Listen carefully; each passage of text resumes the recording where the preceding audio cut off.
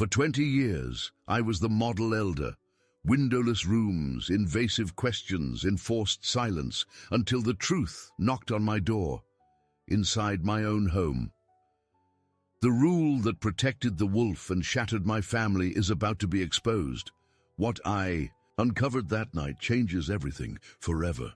And now I'm naming names on camera. The smell of fresh coffee and the rustling of study materials still takes me back to those Thursday evenings. I was Michael Harris, a respected elder in our Jehovah's Witness congregation in suburban Ohio. For 20 years, I believed I was chosen by God to guide the weak, discipline the wayward, and protect our spiritual family from impurity. My life moved like clockwork, meetings on Tuesday and Thursday nights, field service on Saturday mornings, and those quiet Sunday afternoons preparing for the Watchtower study. I wore my responsibility like a badge of honor. Brother Harris, they'd call me, with that reverent tone reserved for those deemed spiritually mature. My house sat at the corner of Maple and 3rd Street, a modest 2-story colonial with blue shutters that Emily had helped me paint the summer she turned 16. The front porch held 2 wicker chairs where my wife Sarah and I would sit after evening meetings, discussing the spiritual needs of our congregation. But there was something that gnawed at me, something I pushed to the back of my mind during those peaceful moments. The judicial committee meetings. 3 men, myself among them, sitting in a windowless back room of the Kingdom Hall, facing someone whose life was about to change forever. We called it spiritual restoration, but it felt more like a tribunal of shame. I remember the first time. I questioned what we were doing. It was a Tuesday night in March, probably around 1985, when the spring air still carried winter's bite. A young sister, barely 18, sat across from us with tears streaming down her face. Her crime. She had kissed her boyfriend at a school dance. For 3 hours we questioned her about every detail. Where his hands had been, what thoughts had gone through her mind, whether she had enjoyed the physical contact. Sister Jennifer, I heard myself saying, you need to understand the seriousness of what you've done. This kind of behavior leads to fornication, and fornication leads to destruction. The girl sobbed harder, begging for forgiveness, promising she would never let it happen again. When we finally dismissed her with a private reproof, I walked to my car feeling like I needed a shower. But I pushed the feeling down. After all, I told myself, I was serving Jehovah. This was what spiritual shepherding looked like. The drive home that night was unusually quiet. Sarah had stayed home with Emily, who was battling a spring cold. The streetlights cast long shadows through my windshield, and I found myself gripping the steering wheel tighter than necessary. When I pulled into our driveway, I sat for a moment, watching the warm light spilling from our kitchen window. How did it go? Sarah asked when I came through the door. She was folding laundry at the dining room table, one of Emily's school sweaters draped across her lap. Fine, I said, loosening my tie. Just routine congregation matters. But it wasn't fine, and it wasn't routine, and something deep inside me knew it. I poured myself a glass of water and stood at the kitchen sink, looking out at our small backyard, where Emily's bike leaned against the garden shed. The thought crossed my mind. What if someday Emily found herself sitting in that windowless room, facing 3 men who would dissect her every private moment? I shook the thought away. That would never happen. Emily was a good girl, raised in the truth. She knew better. Today, as I sit in my small apartment overlooking a quiet lake in northern Michigan, I can see how naive I was, how the organization had trained me to confuse cruelty with faithfulness, control with love, and blind obedience with worship. But back then, I was Brother Harris, a pillar of the congregation, a man who other men looked to for wisdom and guidance. The tragedy is that I genuinely believed I was serving God. I thought every uncomfortable judicial meeting, every harsh reproof, every family torn apart by shunning was somehow part of God's perfect plan. I had been so thoroughly indoctrinated that I couldn't see the difference between the voice of God and the voice of the organization that claimed to speak for him. Those Thursday evening judicial committees became more frequent as the years passed. Adultery cases, smoking violations, worldly associations, and always, the questioning went too far. We would ask teenage girls about their anatomy, pressure young men to confess to thoughts they might have had, and tear apart marriages over what amounted to private matters between consenting adults. After each meeting, I would drive home with that same unsettled feeling, but I had learned to silence it with prayer and study. Jehovah's ways are higher than our ways, I would remind myself, repeating the familiar phrases that kept doubt at bay. Little did I know that the real test of my faith was still coming, that the organization I served so faithfully would soon demand something of me that would force me to choose between my loyalty to them and my love for my own daughter. That choice would shatter everything I thought I knew about truth, about God, and about what it means to truly serve others.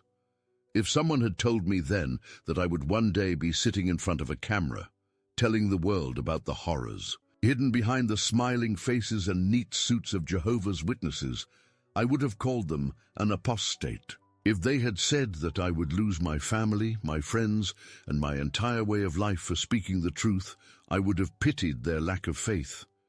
But that's exactly what happened. And today, I know that losing everything was actually the beginning of finding myself. I need to tell you about the man I was before everything changed. Michael James Harris, born in 1943 in a small farming town outside Toledo, Ohio. My father worked at the glass factory. My mother took in sewing to make ends meet. We weren't wealthy, but we had something that felt more valuable than money. We had the truth. My parents became Jehovah's Witnesses when I was 12, after a door-to-door visit from two earnest men in worn suits who promised answers to life's biggest questions. I watched my father transform from a man who drank beer on Saturday nights and cursed at broken farm equipment into someone who spent his evenings reading Watchtower publications and preparing for meetings. My mother stopped celebrating birthdays and Christmas, boxing up decorations she'd cherished for years. "Michael," she told me one autumn evening in 1955, as she wrapped our old Christmas ornaments in newspaper, "we've learned the truth about God's requirements. These holidays are pagan, son. We're going to please Jehovah instead. At 12, you trust your parents completely. If they said Christmas was wrong, then Christmas was wrong. If they said the Watchtower Society spoke for God, then that's what I believed. By the time I was baptized at 15, I couldn't imagine any other way of living. I met Sarah at a circuit assembly in 1965. She was 19, I was 22, and she had the kind of gentle spirit that made everyone around her feel peaceful. Sarah Elizabeth Morrison, with her dark hair always perfectly pinned and her modest dresses that somehow made her more beautiful than the worldly girls who dressed to attract attention. We courted properly, always chaperoned, never alone together until our wedding day. Brother Harris seems like a spiritually minded young man, her father told her, and that was all the recommendation I needed. We married in 1966 at the Kingdom Hall, a simple ceremony with no flowers except what the sisters could arrange from their gardens. Sarah wore her mother's white dress, altered to meet organizational standards for modesty. Our honeymoon was 3 days at a small lake cabin where we spent more time reading the Watchtower together than anything else. That was what spiritual couples did. Emily came along in 1970, a tiny bundle with her mother's dark eyes and what would become my stubborn chin. I held her in the hospital and promised God I would raise her to be a faithful servant, someone who would never question the organization like the rebellious young people we occasionally heard about. By 1975, I had been appointed as a ministerial servant. The organization was buzzing with excitement about that year. Many believed the end would come, that Armageddon would finally sweep away this wicked system of things. I remember the urgency in our preaching work, the way families sold their homes and businesses to spend more time in the ministry before the end arrived. "Dad," Emily asked me one day that fall, she was only 5, but already asking difficult questions. Why didn't Armageddon come like everyone said? I knelt down to her level, trying to find words that would preserve her faith. Sometimes we misunderstand God's timing, sweetheart, but we know it's coming soon. The disappointment of 1975 affected many in our congregation, but I held firm. If anything, it proved we needed stronger faith, better obedience. When they asked me to serve as an elder in 1978, I accepted with humility and determination. I would be the kind of shepherd the flock needed. Our home became a gathering place for the spiritually minded. Thursday nights often found our living room filled with elders and their wives, discussing congregation matters over Sarah's famous coffee cake.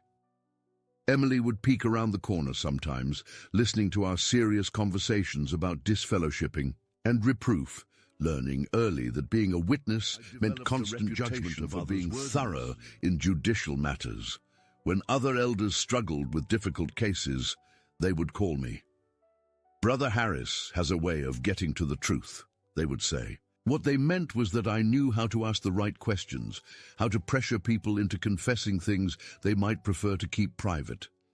My study routine was rigid. Wake at 5:30 a.m., personal Bible reading for 30 minutes, watchtower, preparation, then breakfast with my family before heading to my job at the insurance office. Evenings were for congregation responsibilities. Preparing talks, visiting inactive publishers, handling judicial matters.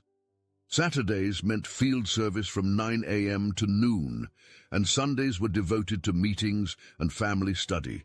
I kept detailed records of everything: who we visited, what literature we placed, which publishers needed encouragement.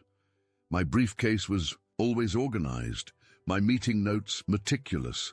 Other elders would joke that I ran the Kingdom Hall like a business, but I saw it as being faithful with the responsibilities God had given me. "Michael takes his shepherding seriously," the circuit overseer noted during his visit in 1983. "This congregation is blessed to have such dedicated leadership." The praise fed something in me that I didn't fully understand then. I wanted to be worthy of the trust placed in me, to be the kind of spiritual man that others looked up to. When younger brothers had questions about doctrine or personal problems, they came to me. When the circuit overseer needed someone to handle sensitive matters, he called on me. But there were moments even then when doubts crept in, like when we disfellowshipped Brother Martinez for accepting a blood transfusion to save his life. He was dying, and the doctors said it was his only chance, but we expelled him for choosing medical treatment over organizational loyalty. I watched his wife struggle to shun her own husband while he recovered, and something felt wrong about it. The faithful course isn't always the easy course, I reminded myself, using the phrases we'd been taught to silence uncomfortable questions.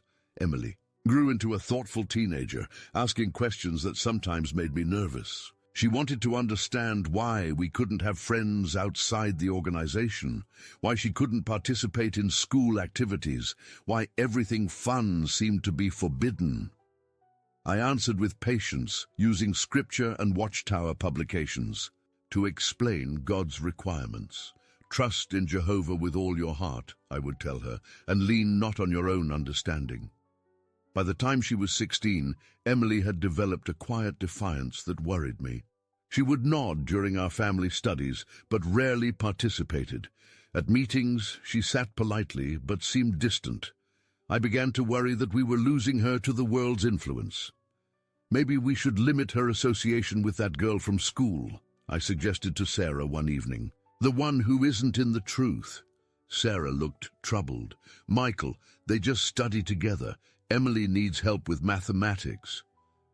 "Spiritual association is more important than academic achievement," I replied, repeating what the organization taught about education. We don't want her developing close friendships with worldly people. Looking back now, I can see how completely the organization controlled every aspect of our thinking. We weren't just members of a religion. We were products of a system that had taught us to distrust our own instincts, to surrender our judgment to men in Brooklyn who claimed to speak for God. I genuinely believed I was protecting my family by enforcing these rules. I thought strict adherence to organizational guidelines would guarantee Emily's salvation and preserve our family's standing in the congregation. I had no idea that this very system I served so faithfully would soon demand a choice that would destroy everything I thought I was protecting. The man I was in those days, Brother Michael Harris, respected elder, devoted husband and father, seems like a stranger to me now. He was sincere but deceived, loving but controlling, faithful to an organization that would ultimately betray everything he held dear. That man had no idea what was coming. The first crack in my faith came disguised as routine congregation business. It was a humid Tuesday evening in June 1989 when Brother Stevens called an emergency elders meeting.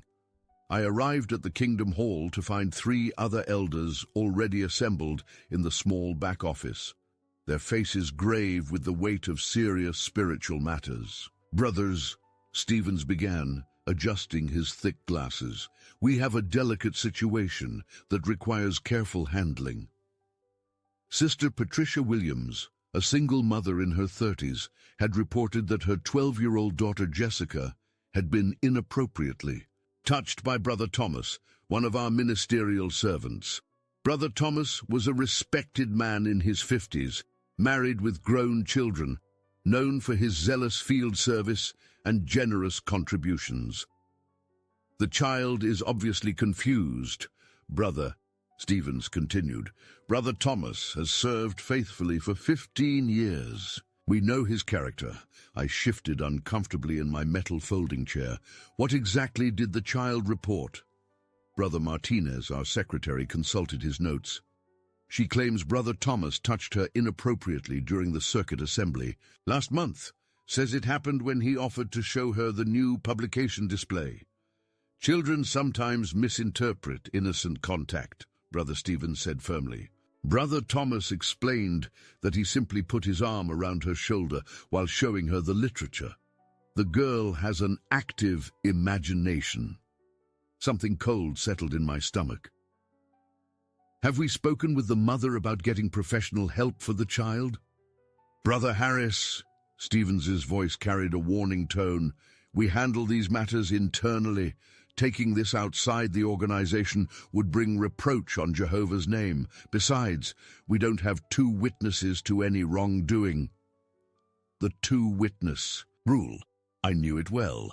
Based on Deuteronomy, the organization required 2 witnesses to establish wrongdoing in judicial matters. But how could there be 2 witnesses to something like this? What about questioning Brother Thomas directly? I suggested. We did. He's deeply hurt by these accusations. He's considered stepping down from his privileges because of the emotional trauma this false accusation has caused his family. I drove home that night with my hands gripping the steering wheel too tightly. Sarah was already asleep, and Emily was at a friend's house for a study session. I sat in my darkened kitchen, staring at my reflection in the window above the sink, trying to understand why I felt so disturbed. 3 weeks later, another incident. This time, a 14-year-old boy named David confided in his parents that Brother Thomas had made him uncomfortable during a field service arrangement. Again, no witnesses. Again, Brother Thomas's wounded explanation about misunderstood gestures and childish imagination. "We need to be very careful here," Stevens warned during our next meeting. "If word gets out that we're entertaining these accusations, it could destroy Brother Thomas's reputation and damage our congregation's unity." I found myself asking the question that had been haunting me, but what if the children are telling the truth? The silence in that small room was deafening. Brother Martinez looked at his hands. Brother Collins shifted in his chair. Stevens fixed me with a stare that felt like a rebuke. Brother Harris, our responsibility is to protect the congregation from gossip and false accusations. We cannot allow Satan to use confused children to destroy a faithful brother's life. That night, I did something I had never done before. I called the local police station and asked hypothetically what someone should do if they suspected child abuse. The detective who answered was patient and clear. Any suspected abuse should be reported immediately. We have trained professionals who know how to interview children properly, but reporting would mean disobeying the organization's directive to handle matters internally. It would mean admitting that maybe the elders weren't equipped to deal with such serious accusations. It would mean challenging the system I had served faithfully for over a decade. I chose silence. Over the following months, Brother Thomas continued his duties as ministerial servant. The families involved were counseled about gossip and the importance of forgiveness. Jessica Williams stopped coming to meetings regularly. Her mother, Sister Patricia, looked increasingly strained and distant. Then came the case that shattered my remaining illusions. It was November 1989 when 17-year-old Lisa Morrison was called before a judicial committee, not as an accuser, but as the accused. Someone had reported seeing her holding hands with her boyfriend, a young man who was studying but not yet baptized. I found myself in that familiar windowless room, facing a frightened teenage girl whose only crime was showing affection to someone she cared about. But this time, something was different. This time, I couldn't stop thinking about Jessica Williams and David Thompson and the questions that were never asked, the protection that was never offered. "Sister Lisa," Brother Stevens began, "we're here because we love you and want to help you maintain your spiritual purity. For the next 2 hours, we subjected this girl to questions that would have been inappropriate coming from her own doctor. We asked about physical contact, about thoughts and feelings, about desires and temptations. We demanded details that made her cry, confessions that humiliated her, promises that seemed to strip away her dignity. When it was over, we disfellowshipped her for conduct unbecoming, feeling like I was drowning. How could holding hands with someone you cared about warrant expulsion from God's organization, while credible allegations of child abuse were dismissed as childish imagination? The answer came to me gradually, painfully, as I began to see the pattern clearly. The organization wasn't interested in justice or protection or even truth. It was interested in control. Young people's natural affections were threats to be crushed. Abuse allegations were inconveniences to be managed. Everything was filtered through one question: what protected the organization's image? I started paying closer attention to how decisions were made, how cases were handled, how information was controlled. I noticed how we were taught to see loyalty to the organization as identical to loyalty to God. I saw how questioning organizational policies was labeled as questioning God himself. The breaking point came on a cold February evening in 1990. I arrived home from an elders' meeting to find Emily crying at the kitchen table. Sarah sat beside her, looking devastated. "What's wrong?" I asked, still carrying my meeting bag and the weight of another evening spent in organizational business. Sarah looked up at me with tears in her eyes. "Emily has something to tell you. My daughter, now 19 and beautiful in the way that made me both proud and protective, looked at me with an expression I had never seen before, fear mixed with determination, pain mixed with resolve. "Dad," she said quietly, "I need you to know something about Brother Thomas." The world stopped, spinning. The familiar kitchen with its yellow wallpaper and ceramic roosters became a foreign landscape. Everything I thought I knew about protection, about wisdom, about serving God, collapsed in that moment. "When I was 13, Emily continued, her voice barely above a whisper, He touched me inappropriately after a meeting. I never told anyone because I thought no one would believe me. But today, Jessica Williams' little sister told me it happened to her too just last week. I sat down, heavily in my chair, feeling like someone had punched me in the chest. My daughter, my precious Emily, whom I had tried so hard to protect and guide, had been victimized by the very man our judicial system had shielded. "Why didn't you tell me?" I managed to ask. "Because I heard you and the other elders talking about how children make things up, how we can't bring reproach on Jehovah's name. I was afraid you wouldn't believe me either." That night, I didn't sleep. I walked through our house like a ghost, looking at family photos and meeting programs and all the artifacts of our faithful witness life. I saw Emily's baptism picture from when she was 16, her smile bright with the faith we had instilled. In her, I saw certificates of appreciation from the circuit overseer, plaques recognizing my years of faithful service. All of it felt like evidence of a massive deception, a system that had taught me to value organizational loyalty over my own daughter's safety.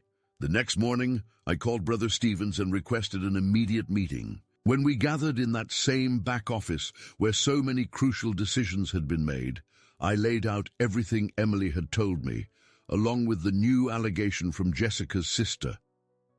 "Brother Harris," Stevens said after I finished, "you're obviously emotionally compromised by these accusations against your own daughter.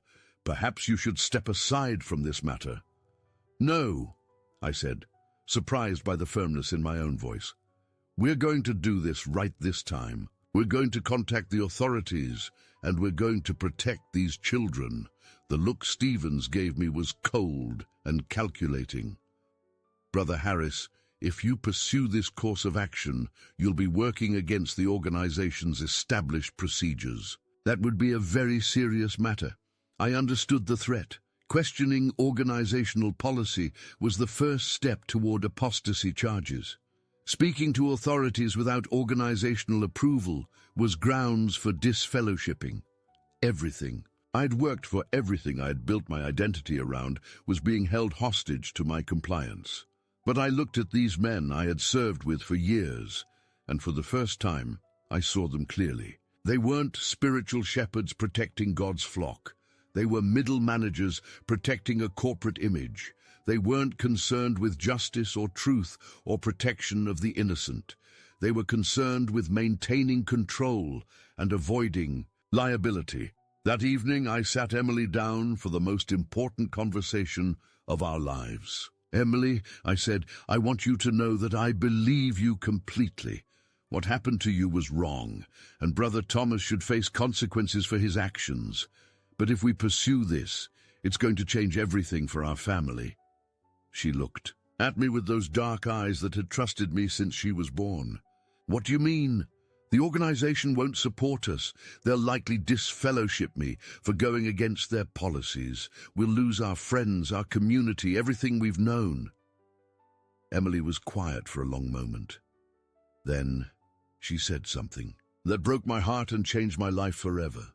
"Dad, if protecting children means losing their approval, then maybe their approval isn't worth having." Out of the mouths of babes, my 19-year-old daughter, whom I had spent years trying to mold into an obedient witness, had just shown more wisdom and moral courage than the entire body of elders I served with. That night, I made the decision that would cost me everything I thought mattered and give me back everything that actually did. The police station smelled like stale coffee and disinfectant. It was Tuesday, March 13th, 1990, and I sat in Detective Barbara Morrison's office with Emily beside me, watching my entire world collapse and rebuild itself in the span of 20 minutes. "Mr. Harris," Detective Morrison said gently, "I want you to know you're doing the right thing. These allegations need to be investigated properly." Emily gave her statement with a composure that amazed me. She spoke clearly about what Brother Thomas had done to her when she was 13, how he had cornered her in the literature room after a meeting, how he had touched her inappropriately while making comments about her developing into a beautiful young woman. She described how he had sworn her to secrecy, telling her that no one would believe her over a respected ministerial servant. He said if I told anyone, it would bring shame on Jehovah's organization, Emily said, her voice steady, but her hands trembling slightly.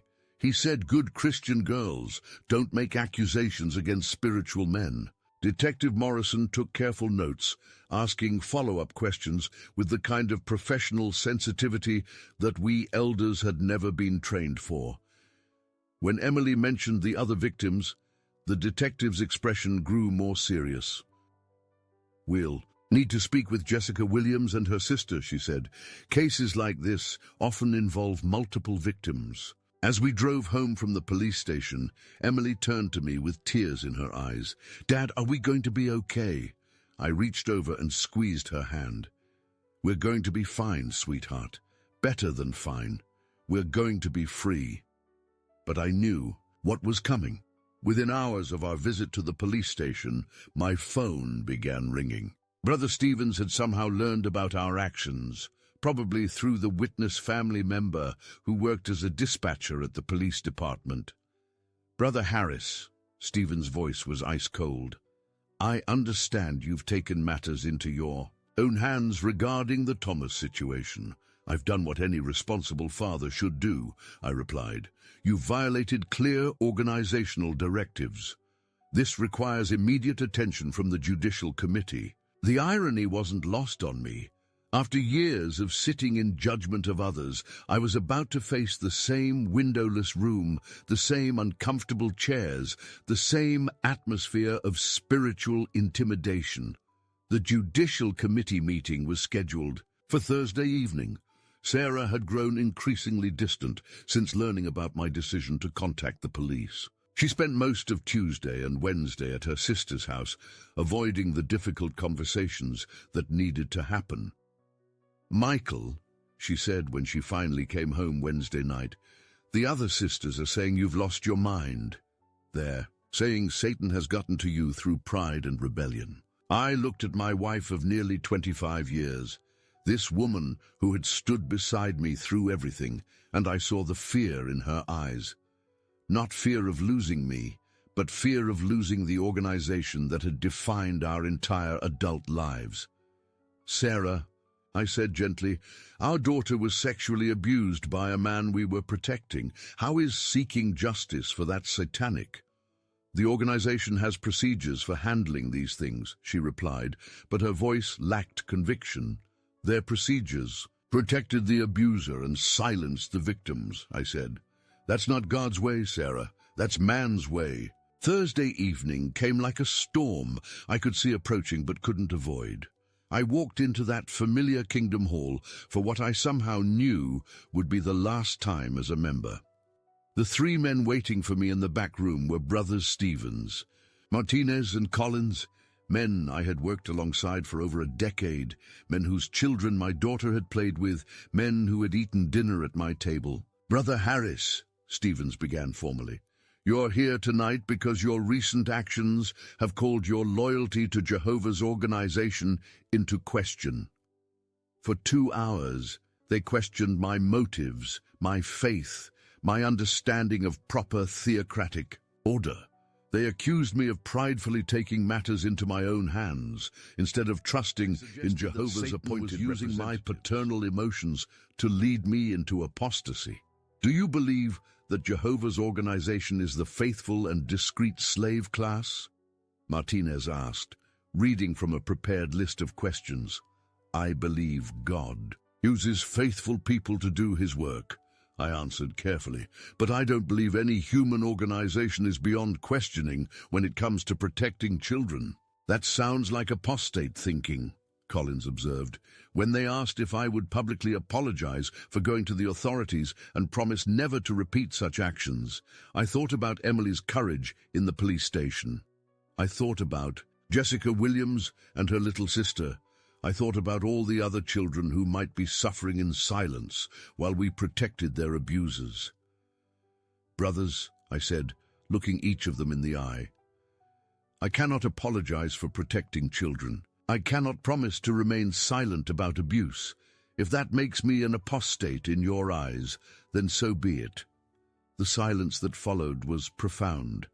I could hear the building settling, the distant sound of traffic outside, the ticking of the wall. In clock that had marked so many of these tense moments over the years. "Michael Harris," Stevens announced formally, "you are disfellowshipped from the Christian Congregation for apostasy and working against the interests of God's organization." I stood up slowly, picked up my briefcase for the last time, and walked toward the door. As I reached for the handle, I turned back to these men who had been my spiritual brothers. "Someday," I said quietly, "you're going to have to answer to God for what you've done to protect this organization's image instead of protecting his children." I walked out into the parking lot where I had stood countless times before, greeting arriving members, discussing spiritual matters, organizing field service groups. Tonight it felt like walking out of a prison I hadn't realized I was in. Emily was waiting for me at home, along with Sarah, who sat quietly in the corner, looking devastated. "How did it go?" Emily asked, though my expression probably told her. "Everything. I'm no longer one of Jehovah's Witnesses," I said. "They've disfellowshipped me for protecting you and seeking justice for abuse victims." Emily came over and hugged me tightly. "Dad, I'm so proud of you." Sarah began crying quietly. "Michael, what are we going to do? All our friends, our whole life, everything we've worked for." I sat down beside my wife and took her hands in mine. "We're going to build a new life. Sarah, a life based on what's actually right, not what an organization tells us is right." That night I stood in my backyard looking up at the stars, feeling simultaneously destroyed and liberated. 27 years of my life as a witness were over. My marriage was hanging by a thread. My lifelong friendships were finished. My entire social structure had collapsed. But for the first time in years, I felt like I could breathe freely. For the first time in my adult life, I didn't have to reconcile obvious moral contradictions with organizational loyalty. I didn't have to choose between protecting children and protecting an institution's reputation. The cost had been everything I thought mattered. The reward was discovering what actually did. The silence was the worst part. Not the dramatic confrontations or angry phone calls I had expected, but the complete and total silence that descended on our lives like a heavy blanket. Within days of my disfellowshipping, it was as if Michael Harris had never existed. I learned the true meaning of shunning that first Saturday morning when I encountered Brother Martinez at the grocery store. This man who had been in my home dozens of times, whose wife Sarah had considered a close friend, looked right through me as if I were invisible. When I said, "Good morning, Roberto," he turned his cart around and walked away without acknowledgement. C2. Pain of that moment was sharper than I had anticipated. 27 years of brotherhood dissolved in an instant. Sarah struggled more than I had expected. She would sit at the kitchen table in the mornings, staring at her coffee as if it might contain answers to questions she couldn't voice. Her Sister Ruth called less frequently. The women she had considered her closest friends stopped including her in their informal gatherings. "They think I'm spiritually weak because I haven't left you," she told me one evening, her voice hollow with exhaustion. Sister Stevens suggested I might need to consider my spiritual priorities. I watched my wife of 24 years wrestle with a choice no one should have to make: remain loyal to her husband who had protected their daughter, or maintain her, standing in the only community she had ever known as an adult. Emily, surprisingly, seemed to thrive in the aftermath. She enrolled in community college classes she had been forbidden to take while we were active witnesses. She made friends outside the organization for the first time in her life. She began dating a young man named David, who treated her with genuine respect and kindness. "Dad," She told me one afternoon as we worked together in the garden, "I know this has been hard, but I feel like I can finally breathe." I didn't realize how much I was holding myself back to fit their expectations. The investigation into Brother Thomas moved forward, despite the organization's lack of cooperation. Detective Morrison told me that the congregation had refused to provide any internal records and had instructed members not to speak with police without legal representation. "We see this pattern with high-control religious groups," she explained. "They circle the wagons to protect the institution, even when it means leaving victims vulnerable." 3 more young women eventually came forward with similar stories about Brother Thomas, the man who had been protected by our judicial system. The man whose reputation we had prioritized over children's safety was arrested and charged with multiple counts of child sexual abuse. I learned this news not from any of my former spiritual brothers, but from a brief article in the local newspaper. The Kingdom Hall, where I had served for so many years, was mentioned as the place where Thomas had held a position of authority and access to children. The article included a quote from the congregation's current coordinator. "We are shocked by these allegations. Brother Thomas was a faithful member of our religious community, and we had no reason to suspect any wrongdoing." I stared at that quote for a long time, marveling at how easily men could lie when protecting an organization they believed was protecting them. They had every reason to suspect wrongdoing. They had multiple reports, multiple victims, multiple opportunities to act. They had chosen institutional protection over child protection, and now they were lying about it publicly. Sarah's breaking point came 3 months after my disfellowshipping. She had maintained minimal contact with the congregation, attending meetings sporadically while avoiding most social activities. The pressure to choose sides was becoming unbearable. "I can't do this anymore, Michael," she said one Sunday morning, still dressed for a meeting she ultimately couldn't bring herself to attend. "I can't sit in that Kingdom Hall pretending that what they did was right. I can't sing songs about God's love while they're shunning my husband for protecting our daughter." That afternoon, Sarah wrote her disassociation letter. Unlike my disfellowshipping, which was imposed upon me, Sarah chose to formally resign from the organization. Her letter was brief and dignified. "I can no longer be part of an organization that values its reputation more than the safety of children. Please remove my name from your records." The announcement of Sarah's disassociation was made the following Thursday. Our neighbor, Sister Williams, stopped speaking to us entirely. The mailman, a ministerial servant in our former congregation, began leaving our mail at the end of the driveway instead of bringing it to the door.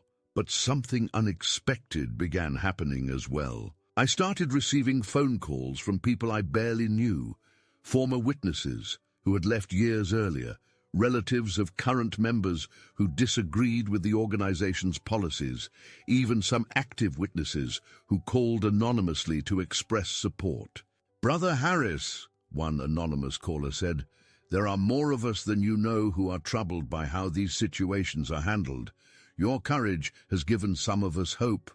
I began researching the organization's history more thoroughly than I ever had as a member.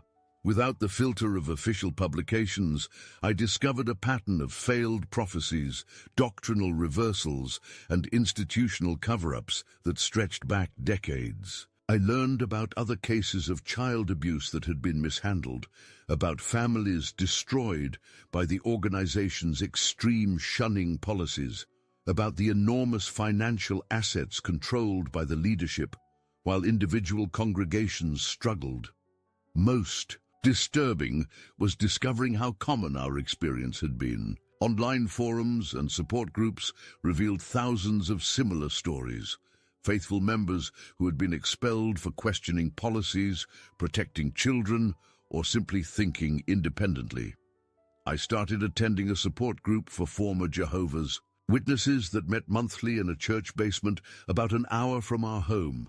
Walking into that first meeting felt like stepping into an alternative universe where the experiences Sarah, Emily, and I were living were completely explained Janet, a woman in her 60s who had been disfellowshipped for questioning the organization's blood doctrine after her grandson nearly died from refusing a transfusion, is realizing that the people you trusted most were the people who betrayed you most completely.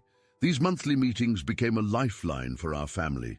We learned that grief for our former life was normal, that anger at being deceived was healthy, and that building a new identity outside the organization was not only possible, but often led to more authentic relationships and deeper spiritual growth. I began writing, not with any intention of publication, but simply to process what we had experienced. I wrote about the judicial committees I had participated in, the questions that had troubled me for years, the moment when protecting my daughter became more important than protecting an organization's image. Emily found her own path to healing through advocacy work. She volunteered with local organizations that supported abuse survivors, using her experience to help other young people find their voices and seek justice. "Dad," she told me 6 months after my disfellowshipping, "I used to think that leaving the organization would mean losing God. Instead, I feel like I've found God for the first time. The real God, the one who cares more about justice than image management." Sarah surprised us both by enrolling in a psychology program at the local community college. "I want to understand how groups like this maintain control over people's minds," she said, "and I want to help other people recover from spiritual abuse. Our new life wasn't easy. We had to rebuild our social circle from scratch. Holidays were awkward as we navigated celebrations we had never participated in. Emily struggled with feeling like she had missed out on normal adolescent experiences. Sarah grieved the loss of lifelong friendships that had evaporated overnight. But we were building something authentic, something based on genuine love rather than conditional acceptance. Our dinner table conversations became more honest, more questioning, more alive. Emily brought her boyfriend David around regularly, and I got to know him as a person rather than evaluating his spiritual potential. Sarah developed friendships with people who accepted her completely without requiring conformity to a specific set of beliefs. The criminal case against Brother Thomas proceeded slowly through the court system. I was called as a witness, not to testify about the abuse itself, but to explain the organizational structure that had protected him and the policies that had prevented proper investigation of the allegations. "Mr. Harris," the prosecutor asked, "in your experience as an elder, was it common for the organization to discourage reporting suspected abuse to authorities?" "Yes," I answered under oath. "We were specifically instructed to handle such matters internally and to discourage members from involving outside authorities." Sitting in that courtroom, watching Brother Thomas in his defendant's chair, I felt a profound sadness for the man I had once been, the man who had participated in protecting predators while believing he was serving God. Justice, I was learning, looked very different outside the walls of the Kingdom Hall. 5 years have passed since that Thursday evening when I walked out of the Kingdom Hall for the last time. I'm sitting in my home office now, looking out at the small garden Emily and I planted together last spring. The tomatoes are heavy on the vine, and the morning sun filters through the maple tree we transplanted from our old house. One of the few things we were able to salvage from our previous life. Brother Thomas was convicted and sentenced to 12 years in prison. The judge specifically noted the institutional cover-up that had allowed him to continue abusing children for years after the first allegations surfaced. 3 other former elders from our area were eventually arrested for similar crimes. There were patterns of abuse enabled by the same policies that had protected Thomas. "Mr. Harris," Detective Morrison told me after the sentencing, "if you hadn't found the courage to speak up, this man would still be out there. The courage you and your daughter showed saved other children. That validation meant more to me than any organizational recognition I had ever received. Sarah completed her psychology degree and now works with a non-profit organization that helps people recover from religious trauma. She's become an expert on thought control and high-demand groups, speaking at conferences and training social workers to recognize the signs of spiritual abuse. I spent 24 years in a controlling religious environment, she often tells her audiences, and I never realized I was being controlled until the system turned on my family. Education and awareness are the best defenses against manipulation. Emily graduated from college with a degree in social work and married David in a small ceremony at a local park. No Kingdom Hall, no organizational restrictions, just family and friends celebrating two people who genuinely love each other. Watching her walk down that simple aisle in a dress she chose herself, seeing her face radiant with authentic joy, I understood what freedom actually looked like. They have a daughter now, our granddaughter Sophie, who will grow up knowing she can ask any question, challenge any authority, and trust her own conscience. She'll never know the fear of spiritual surveillance or the shame of conditional love. That alone makes everything we lost worth losing. The support group I attend has grown from 8 people to over 40. We meet in a community center now, and we've helped dozens of families navigate the difficult transition from institutional religion to independent thinking.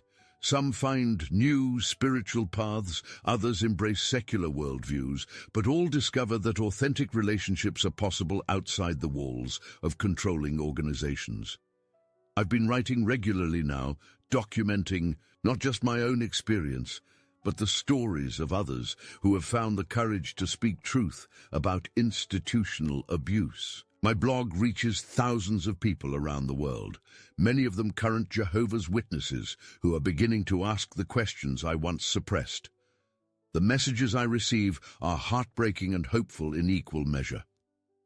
Brother Harris, I'm a current elder, and I'm seeing the same patterns you describe. I don't know what to do. Your story gave me courage to protect my own daughter when our congregation tried to silence her abuse report. I thought I was the only one who felt something was wrong. Thank you for showing me I'm not alone. Each message reminds me that breaking my silence was the right choice, even when it felt like the hardest thing I had ever done.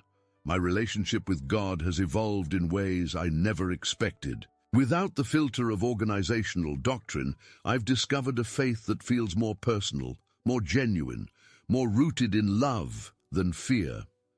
I pray differently now, not to an organization's interpretation of God, but to a creator I'm getting to know for myself.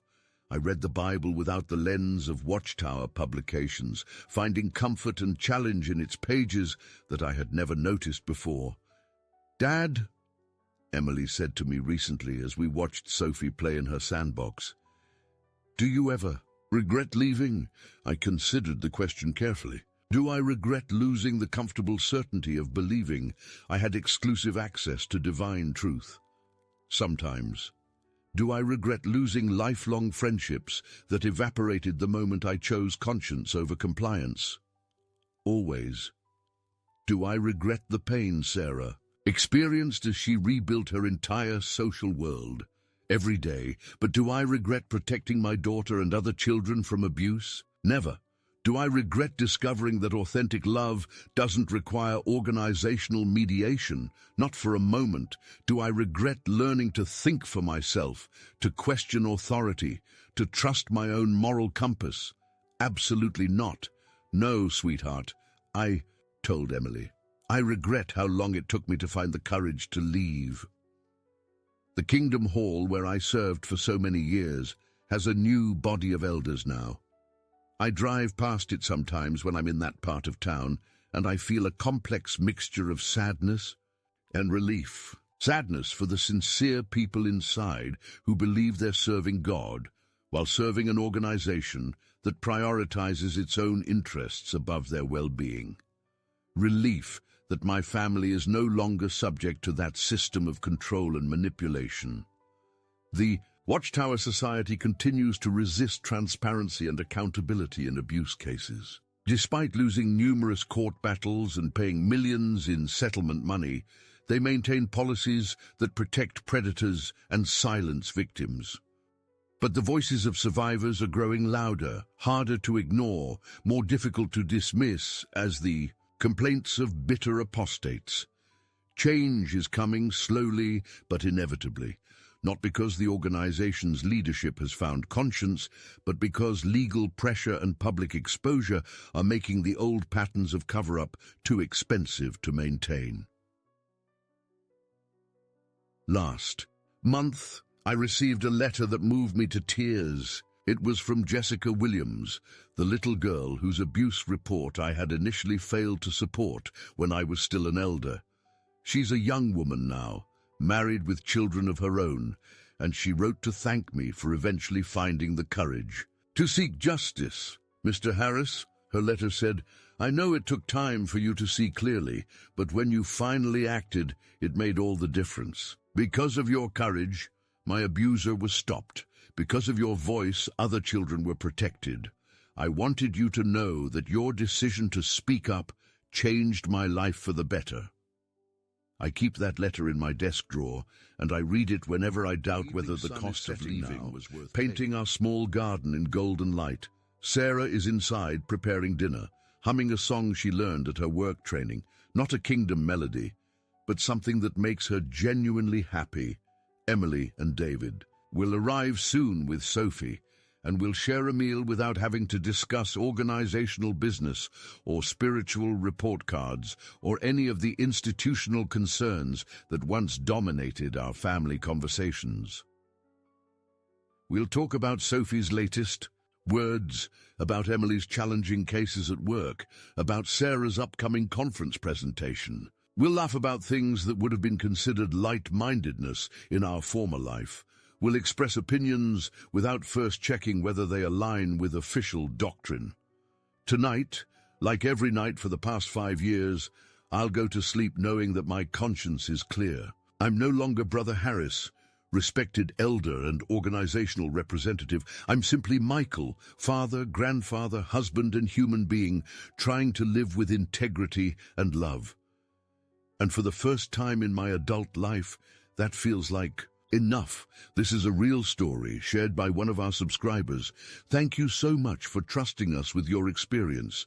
If you also have a story you'd like to share, please write in the comments. We would be very happy to tell your story on our channel.